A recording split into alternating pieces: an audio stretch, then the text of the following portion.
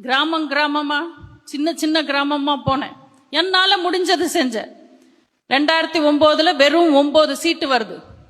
திமுகக்கு நிறைய சீட்டு வருது.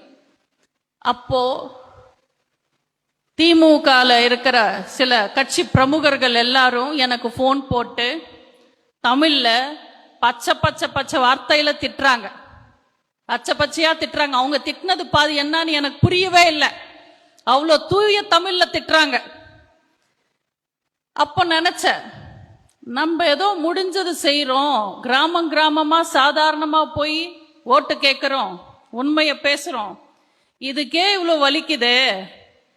நம்ம நல்லா பேச ஆரம்பிச்சா, தைரியமா பேச ஆரம்பிச்சா, அவங்களோட சாயங்கள் எல்லாம் வெளுத்து வாங்கினா எப்படி இருக்கும்னு நினைச்சேன். 2009 இருந்து 2011 வரைக்கும் 2 வருஷம் திமுக பண்ண அத்தனை திருட்டுத்தனங்களையும் புக்ஸ் படிச்ச, நியூஸ் பார்த்த.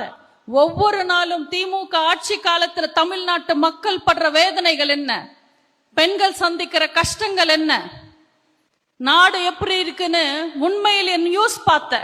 நிறைய பேர்கிட்ட பேசின, தெரிஞ்சுக்கிட்ட.